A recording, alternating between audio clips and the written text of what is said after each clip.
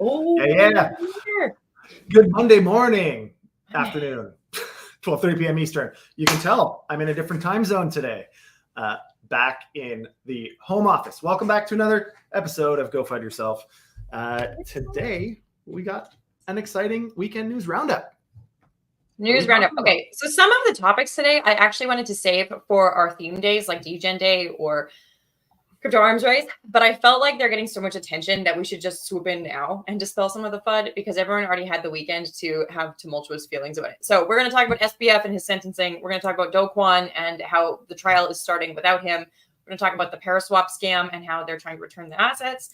Then we got some good news about, maybe good news unless you're super degen, Coinbase and BlackRock, which is kind of cool. We've got ComX in Russia, which is being shut down. They were the Binance replacement. And then from there, we're going to talk about the EU's crypto wallet anonymity. This is really hot right now. People are worried that they're going to basically remove DeFi via MiCA. This is a lot of FUD in other people's opinions, so we got to talk about it. We're going to talk about crypto summer and the banana zone. And then if we have time, if we still have time after that, we'll talk about the NBA getting paid in crypto, and we will talk about Dogecoin on X. It's a lot of news. There's a lot of stuff to cover. I don't know. This market is bananas. I am going to keep you to time though. We're going to have 2 minutes a thing and I'm going to cut you off. So good freaking luck, man. All right. I guess we're going to be running out of time. I've been told let's freaking go.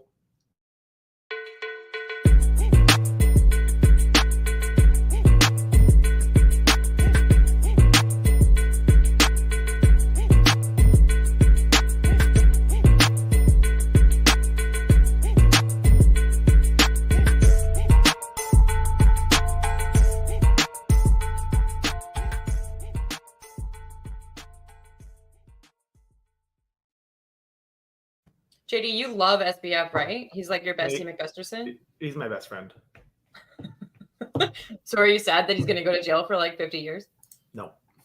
Oh. Good freaking riddance. Hey, Mitch. Good to see you, man. Just a little wave in the chat. Yeah, you know what? Lock him up. All right, so Sam Bankman-Fried, the former CEO of collapsed cryptocurrency exchange FTX, is set for sentencing this week. We've been waiting for years, so it's time. He will potentially face up to 110 years in prison.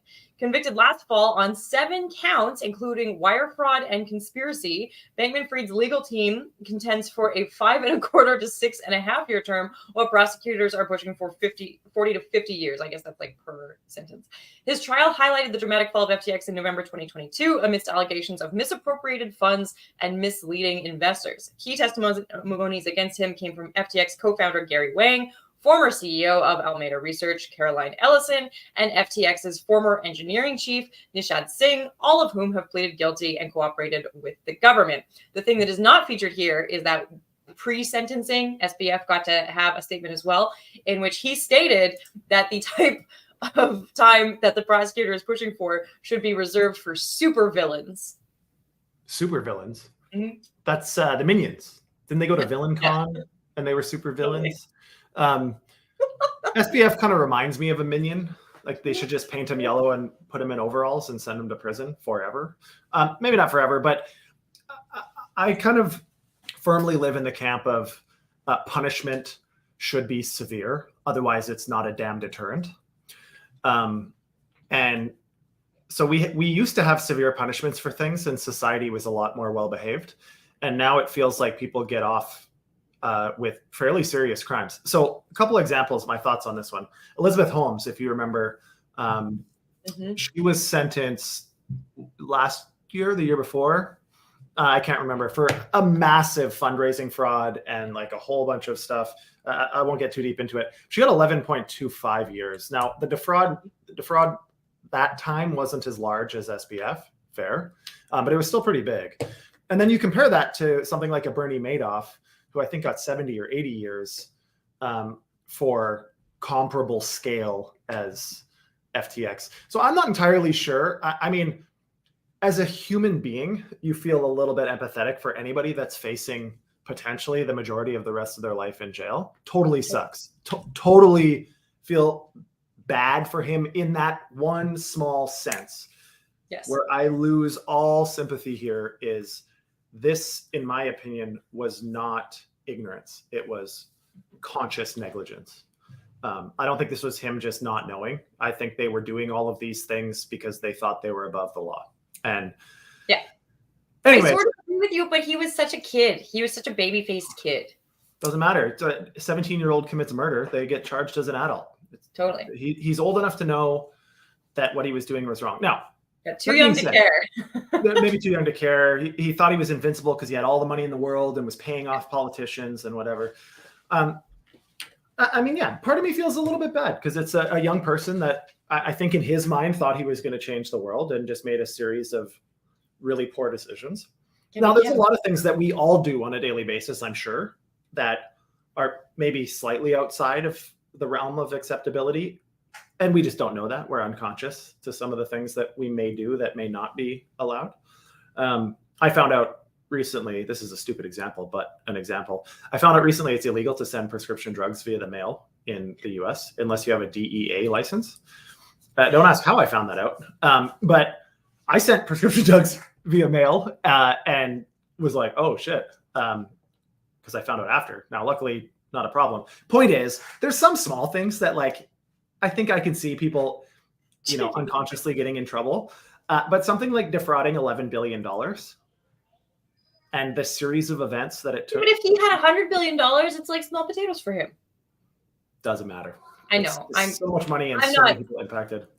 He's going to be sentenced this week. We'll talk about it probably Friday. We'll probably FU him on Friday. JD, tell us about other court cases going on, like Kwon. Yeah, so another interesting one, I think, and I've talked a lot about Kwon over the last couple of years, mainly because he was probably the most egregious example of thumbing your nose at the SEC. He did it often on like nationally syndicated business shows and like a whole bunch of things. He more or less said he's invincible, FU to the SEC in slightly different words, et cetera, et cetera. And sure enough, Terra Luna died. There was a whole bunch of fraud in Terra Luna and UST and all of that stuff. And so then he was on the run. Then he was on the Up Only podcast. Like it was just like this weird, it almost feels like a movie.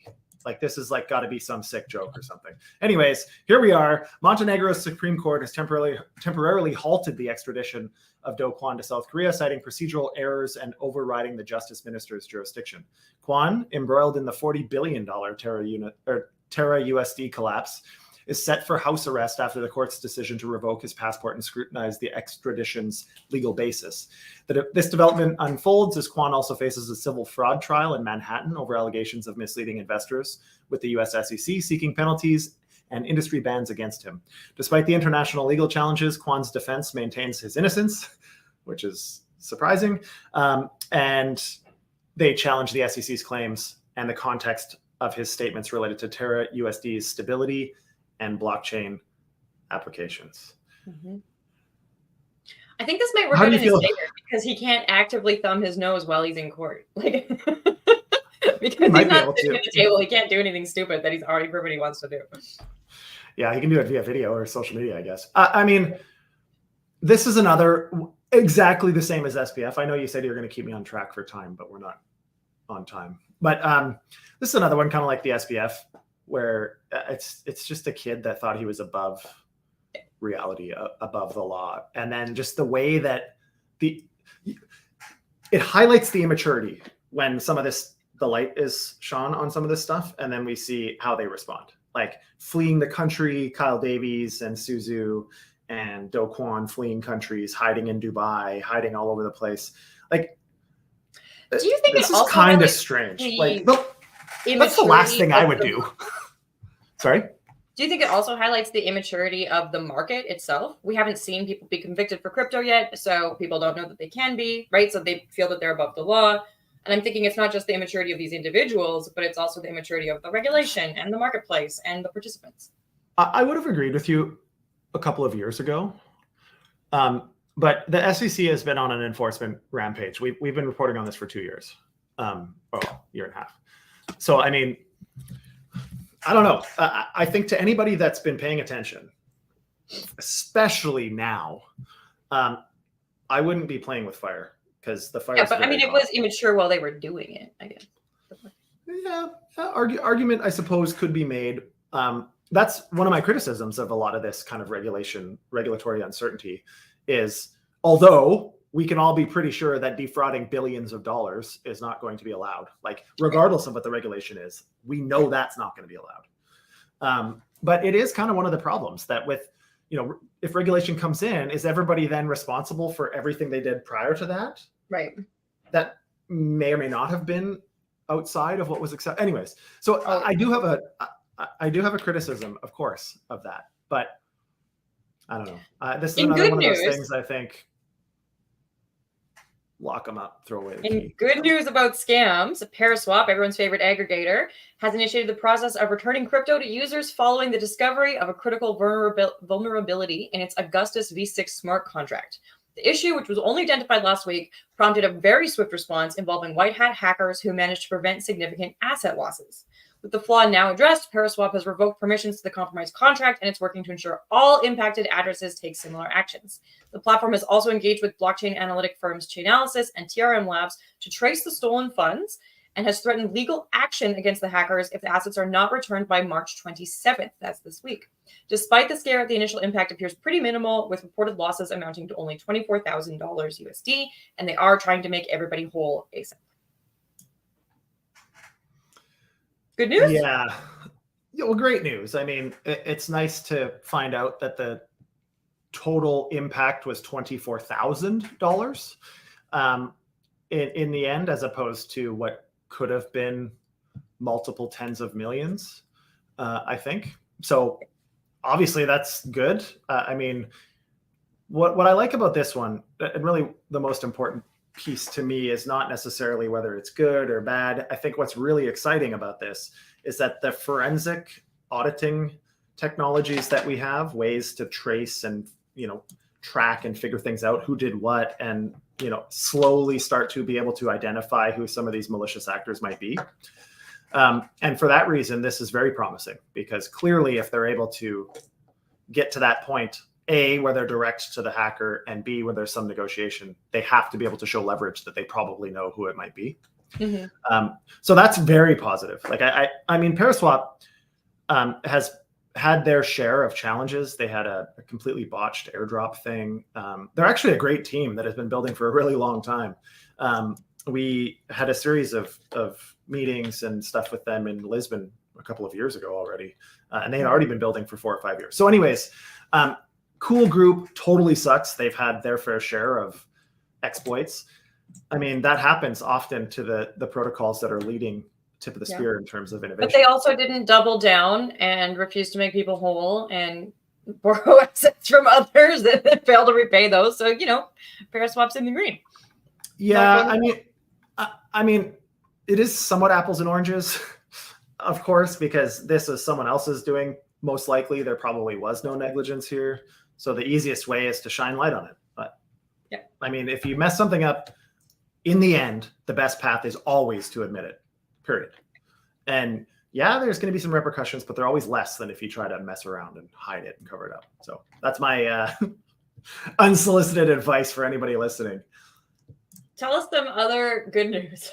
Agent J, your brother DK. Welcome to the pod again, my friend. Lindsay, sup? Good to see y'all. Okay, Coinbase and BlackRock. Is BlackRock taking over crypto? I don't know, but Coinbase has been unveiled as a crucial infrastructure provider for BlackRock's ambitious plan to foster a technological revolution in the financial markets, aiming to create a $5 trillion crypto market by 2030. Which kind of doesn't make sense, because if BTC doubles between now and like anytime soon. Anyways, this partnership follows the successful launch of BlackRock's IBIT Spot Bitcoin ETF, which rapidly amassed $15.5 billion in assets, reflecting the growing institutional interest in cryptocurrency. BlackRock's move to file for a tokenized private equity fund in collaboration with Securitize and supported by Coinbase marks a significant advancement towards tokenization of financial assets. Amidst a recovering crypto market, this development underscores the increasing convergence of traditional finance and blockchain technology, promising to revolutionize asset management and investment. Man, I've got a lot of thoughts on this one. Do you think this is great? No, but I'm so funny on these things. I hate that it's just going to become TradFi. So anytime I read BlackRock, I'm already funny and mad about it. Yeah. So I completely agree. I think this is great in a lot of ways. First, before I get into fudding on this one, shout out to Carlos at Securitize. He's actually a good friend of ours, and it's really great to see him inking some of these massive partnerships. Like, this is very big for Securitize. And I think we're going to see more of this. There's been a lot of institutional compliance, regulatory kind of angled platforms that have been around for a while, but nobody's really been using. And they were building technology, relationships, and understanding. And now all of a sudden, when TradFi is coming in, guys like Securitize, who many slept on for years, now are being rewarded for their diligence and focus. So I think that's really good. Congratulations to Carlos. I'm sure this is the beginning of many things. So good for him. That being said, I've been a fairly vocal opponent to the way that the US government is approaching regulation, mainly because one of the biggest problems with traditional finance, in my opinion, having spent over a decade as a provincial compliance officer and partner with a TradFi firm, TradFi is broken for a lot of reasons, but one of the major ones is barriers to entry are far too high. So innovation is completely stifled, essentially. And so to give you an example, if I wanted to start a traditional finance firm, let's assume not a bank, but an investment firm, it's going to cost me 10, 15 million probably before I even do a single cent of business, and probably a couple of years to get there. So that's prohibitive for almost every startup ever. So then what they do is they try to buy distressed shells, like NASDAQ shells or all these other things. They try to do SPACs and all this weird stuff to get the licensing and approvals under your umbrella. Anyways, to me, this is more of the same problem. What I see happening right now with these ETFs and with the way that Onyx and BlackRock and others have started to build these walled gardens, they're coming in, but they're freezing out the newer innovative technologies, and they're just going with more of the same with a slight upgrade of using blockchain instead of using their traditional tech stacks. That was a very long-winded response, but I really struggle with this. That this is, in my opinion, one of the biggest problems with the way we're approaching this. And I understand a lot of it's influenced by lobby and politics, especially in the US. It's ridiculous. But we're effectively ruining the opportunity we have in North America right now by pushing everybody out and only allowing incumbents to participate. And that's kind of what's happening. Do you think that Russia is also losing out? Because I think they're probably losing people for the same reason. That's what I mean. Okay, so Russia kicked Binance out, right? That was what, like 6 months ago now, something like that. But now, so they got someone else in. They called them ComEx. So this is a crypto exchange that took over Binance's operations in Russia. They've announced plans to cease operations and completely shut down by May 10th, 2024. The decision comes after taking the helm in September amidst increasing scrutiny and potential sanction violation investigations by the United States against Binance. This move reflects the growing pressures on crypto exchanges operating in Russia following the imposition of Western sanctions that disconnected Russian banks from international payment networks due to the conflict in Ukraine.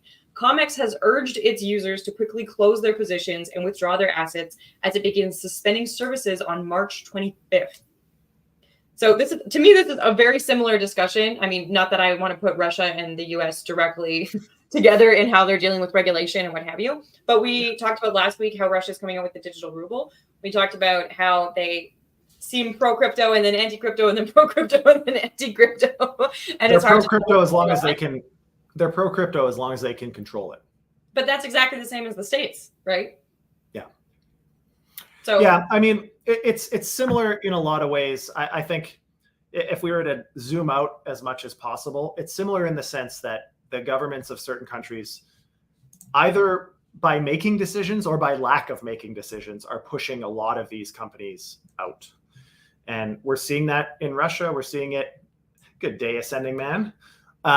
We're seeing it in Russia. We're seeing it in the US. We're seeing it all over the place. You know, people are offshoring out of these jurisdictions. I mean, Binance has been doing it for like a year or more now, pulling out of jurisdictions. I think that's a totally different story, but there's a lot of these other protocols that just, in fact, can't launch. And we talk about this on Crypto Arms Race Day quite a bit. Yeah. That like there's all these countries globally that are trying to do regulation, but they don't have the structures in place to actually do it. So you take 500 applications, it takes you 6 months to review, and you approve 3 or 4 or 5 of them, or 10 of them. What about the other 490? Yeah. What do those businesses do? Right. So that's been one of my other kind of concerns about this whole transition is, what is the transition look like? It can't just be one day it comes in. There has to be an opportunity for people to come into compliance. Anyways, I'm obviously fired up about this because this is one of the things I was most worried about for this cycle, and it's exactly what's happening. Okay, but okay. What's important now is to transition to the EU MiCA, because I think this is really related. So if you were on crypto Twitter this weekend, which I hope you weren't, I hope you went and touched grass and you let JD and I just argue on Twitter ourselves. It's meme coin season, man. How can you stay off X this weekend? Come on. Yeah. So people were really upset all weekend because they believe that some of the new pieces about anti-money laundering coming in via MiCA and also via the EU's newest anti-money laundering rules, which were mostly about the Russia sanctions. So that's something to just kind of context in here. People were really upset saying, hey, you're not going to be allowed to be, one, anonymous anymore, which is already a false argument. But two, you're not going to be able to have your own hosted wallet. So all of crypto Twitter, all of crypto LinkedIn, all that kind of stuff, all the blogs are saying, hey, the EU is coming down. They're hammering down. You're not going to be able to participate in DeFi, and not your keys, not your coins. So what are we supposed to do? This is all super FUD, and that's why I wanted to bring it here today. Is like, yes, the EU is updating some of their regulation, but it's not as bad as you think. I feel like this article kind of reminds me of like manipulation of statistics. If you have a data set and you want to just select a chunk that displays what you want it to explain, you can be very biased in where you select your data points to illustrate exactly what you want. This one is kind of, this article to me is kind of like that. Yes, you can't have necessarily your own anonymous hosted wallet, but there's obviously going to be a way to attach your wallet to your ID. Yep. So it's no longer a self-hosted anonymous wallet. That's number one. Number two, anybody that thinks they're anonymous in crypto is wrong. Period. Like, unless you never, ever plan to use those crypto assets for anything in the real world, which is essentially nobody.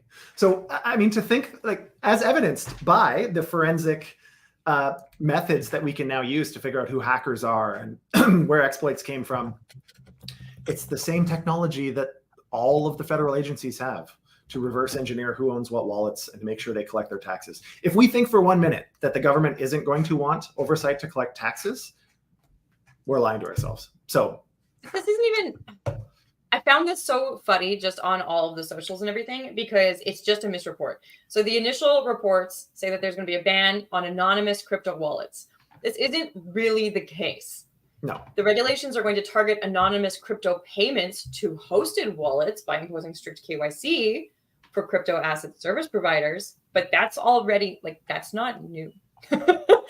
We already knew that MiCA was going to intensify KYC. We already see most centralized exchanges already participating in KYC. So it's not really that different from participating in Canada or the States right now, where, yeah, you have a DeFi wallet, but if you ever want to off-ramp it or buy anything in real life, you have to KYC. I just don't, I think it's such a nothing burger that people got real funny about. Yeah. I mean, and that already happens. Like in many jurisdictions, in my Canadian accounts, I have to acknowledge every single deposit, every single transfer in. I have to acknowledge if it came from an anonymous wallet that I own that wallet. Yeah. And not only is that just to allow the transfer, but that's also reported. Now it's inextricably connected to me as a person by the government, which is fine. I mean, yeah, granted, we all came into the space because rah-rah anonymity, rah-rah liberation, privacy, et cetera, et cetera. How long did that last? Well, just to think, like, maybe at some point in the future, we can evolve society to a point where we don't have overlords that are making decisions for us, not in the general best interest of the population. Who knows? But until then, they're going to want their pound of flesh via taxation. And if we think for a second that a $2 trillion industry, which probably has multiple tens or even hundreds of billions of dollars of tax consequences, if you think that federal governments aren't going to get that piece find a way to get the piece, you're lying to yourself. So hey, JD, anyways, some good news about the crypto summer, please. So this is funny because I say bananas all the time.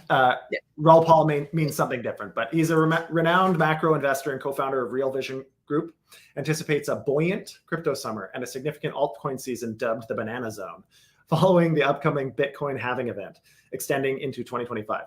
His optimism is rooted in his everything code thesis, which posits that market movements are largely influenced by macro factors and liquidity trends rather than traditional financial metrics. He argues that an increase in liquidity, anticipated to continue until the end of 2025, will particularly benefit tech stocks and cryptocurrencies. This period, according to Paul, will witness a substantial wealth generation phase as all coins experience parabolic gains. His analysis also touches the impact of central bank policies and demographic shifts on asset prices, highlighting the cycle of quantitative easing necessitated by high government debts and slower population growth. I think if enough of us want a crypto summer, we can make it happen. And the Bitcoin halving is timed at such a point that it's going to rocket us off. Here's the thing. We all may want it, but there's a small handful of people that can either make it happen or make it not happen, in terms of where all the liquidity in the space lives. Even if there's thousands of us retail guys on the other side saying, hey, we want this, it's going to be up to the crypto overlords, whoever those people are. Someday us maybe, but I don't know. Anyways, Banana Zone, I think things are going to go bananas for altcoins. This is where I struggle in the markets to a certain extent, because I came from traditional financial training where you look at like business fundamentals and metrics and KPIs and all of these different measures to figure out or to anticipate current or future value of investments. In crypto, remember, this is all going to be nonsensical. You're going to see new protocols with billion plus market caps during these bull runs. Be careful. Be careful that you're not A, catching falling knives thinking it's going to go up forever, or B, buying the top and holding the bags for another 2.5 years, feeling really sorry for yourself. So just be careful. If it goes parabolic and if things seem crazy, they are. It's okay to take profit. Taking profit is always good. Profit is better than loss always, of course. And if you take profit a little bit early, so be it. Move on. You have another chance to find another investment. Adjust your thesis a little bit, but don't hang on to things for too long. Don't get too emotionally committed. I have many cycles in the past. Who knew?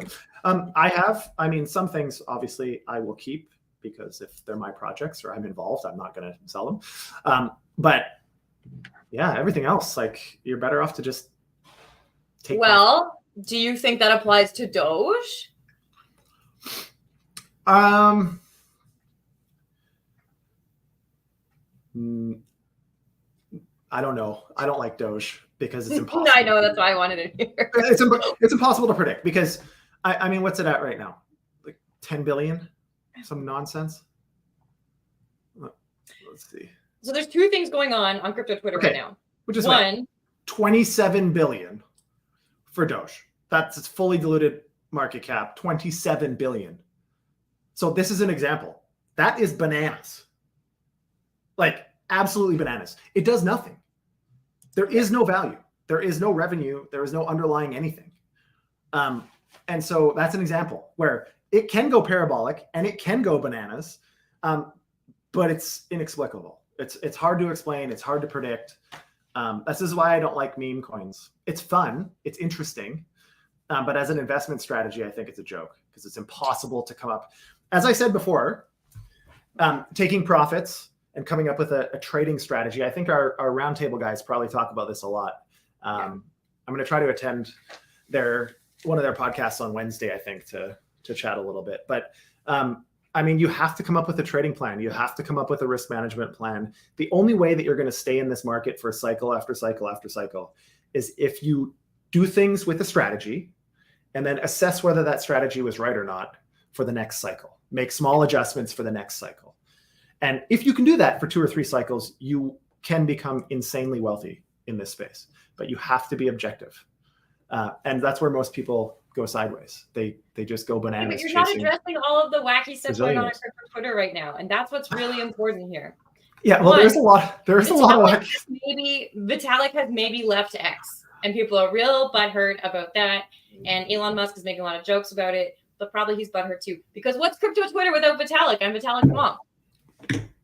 The same as with Vitalik and Vitalik's mom? Is it? I don't know. I don't see very much stuff from Vitalik that I care about. I know, that's why it's like such a funny, everyone's like, oh, what is crypto Twitter going to be? What are we going to do without Vitalik here? Like, he's not participating in your conversation. Don't worry about it.